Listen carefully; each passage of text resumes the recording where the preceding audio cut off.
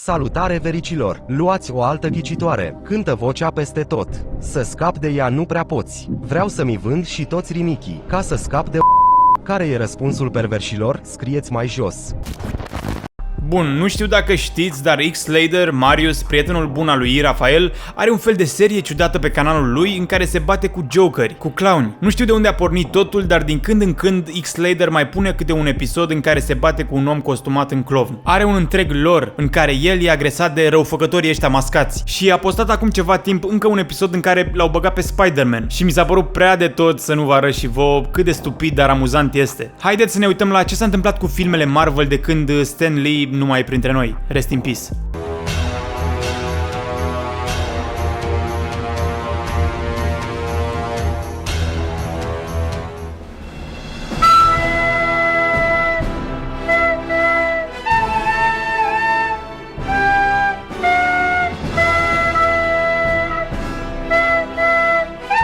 Ce ați văzut mai devreme chiar face parte din clipul la care reacționăm azi. Îl avem pe X-Lader rătăcit în pădure și dintr-o dată ce zărește el? Ce naiba să petrecem, suntem în pădure pe aici, frumos, și filmăm cu telefonul mobil.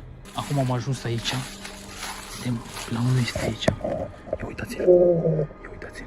Ma, ce? Ia uite, ce-i cu ăsta mic aici? Opa! Deci nu-l înțeleg, el se tot ferește de Jokerul ăsta, dar când îl vede face sunete de împerechere și ce se așteaptă? Ăsta. Ce m-aș vrea, ce dracu e aia? Adică uitați-vă și voi cât de liniștit stătea până să apară X-Lader. Nu numai că îl deranjează, dar îl mai și anunță că a venit, printr-o înregistrare de aia cu ecou pusă pe fundal în postproducție, fără nicio inspirație. Am venit! Care e treaba? De ce mai urmărit atâta? Se mai și încurcă. Am venit, de ce mai... De ce cu mine, mă? Ci că de ce mai urmărit atâta? Dar X-Lader era ăla care se uita pe furiș la el, a intrat în perimetrul în care se afla și tot el îl întreabă de ce mai urmărit? De ce mai urmărit atâta? Scenariul ăsta e bombă. După, normal că Jokerul își amintește că e personaj negativ și îl urmărește pe X-Lader. Dar e cea mai tristă urmărire pe care am văzut-o vreodată într-un film Marvel. L-am găsit pe pedofil! L-am găsit pe pedofil! Pedofilul! Uitați, pedofilul vrea să trăiască cu minore de 15 ani! Opriți-l! Opriți pedofilul!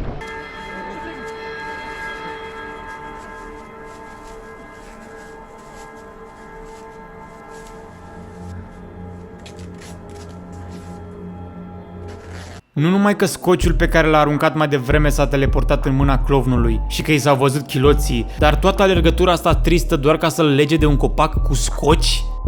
De ce mai legat aici?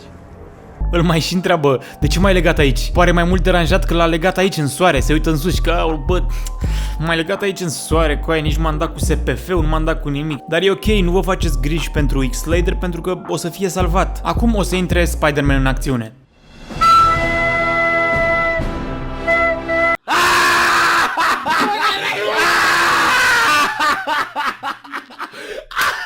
Bă, eu nu cred că Spider-Man tocmai a intrat cu mersul ăla. Și ce tip de malformație are Spider-Man ăsta de arată așa? Pare că a lucrat piept și umeri toată viața lui. Dar alergatul ăla de crab, deci e prea bun.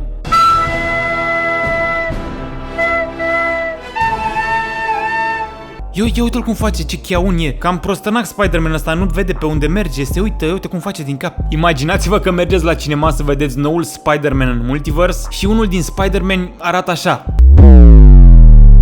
Direct vreau banii înapoi. Ajutor!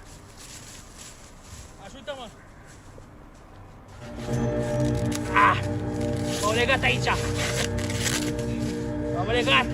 Uite actorie pe X-Lader, m-au legat nenorociții. Care te-au legat, X-Lader, că a fost unul singur? De unde pluralul? X-Lader zice exact ce ar spune câinii legați de cușcă dacă ar putea vorbi. M-au legat aici! M-au legat! Nu numai că putea să scape foarte ușor X-Lader, ăla e doar scoci, dar îi mai și mulțumește așa lui Spider-Man. Mare lucru ce a făcut pentru el, îi strânge și mâna. M-ai ajutat. Mersi. Vine! Vine! Aoleu, stați așa că n-au scăpat, vine iar Joker-o-mafia. Dar uitați și voi mers la Spider-Man, am crezut că o să înceapă și el să lupte cum se cade. Din păcate doar face mersul piticului și trage pânză invizibilă.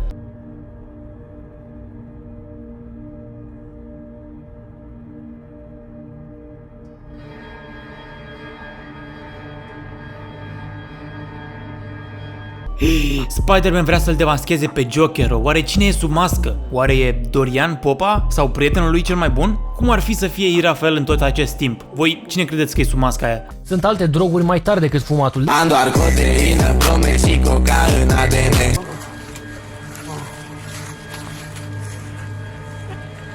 Vai, ne amendează CNA-ul. Bă, dar suntem la televizor. Chiar așa o dăm în fanfiction-uri de-astea?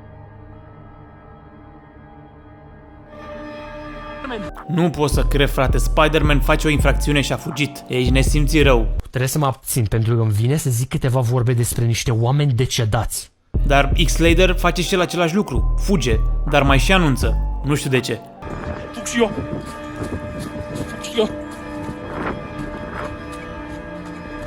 Băieți, sunt aici. Am alergat ceva pe aici, pe pădure.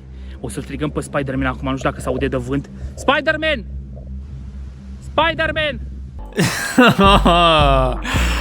Vai! Băi, eu nu pot să cred cât de românesc l-a strigat pe Spider-Man. Spider-Man! Spider-Man!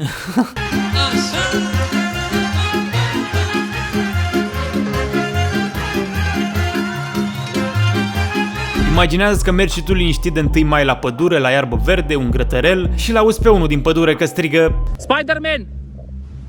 Spider-Man! Să vedem totuși dacă îi și răspunde Spider-Man sau dacă vine, dar sper ca de data asta dacă vine să nu vină tot cu mersul ăla de maidanez. Spider-Man!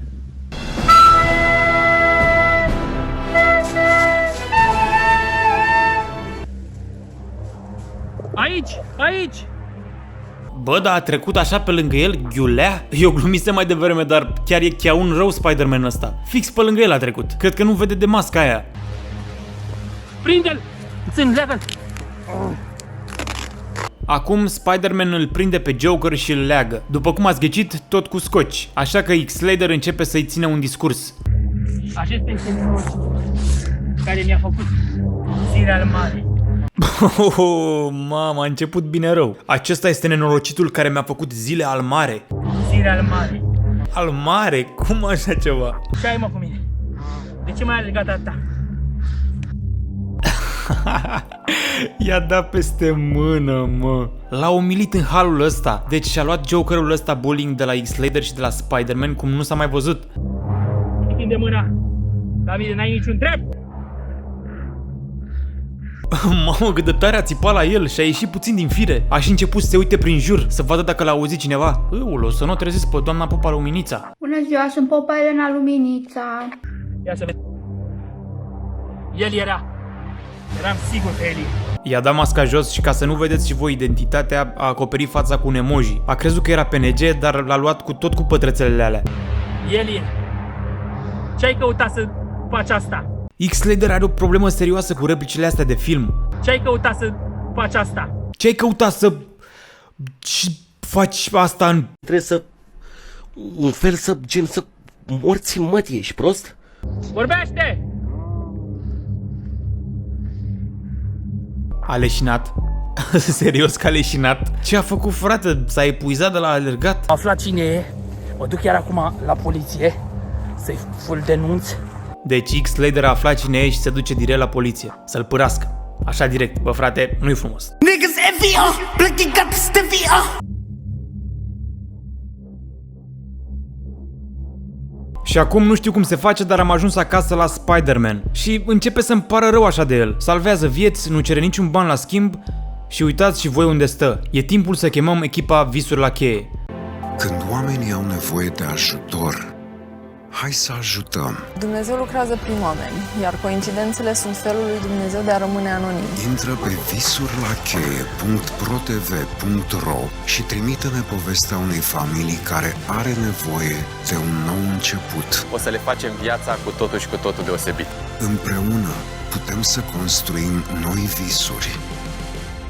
Visuri la cheie. Crede în oameni.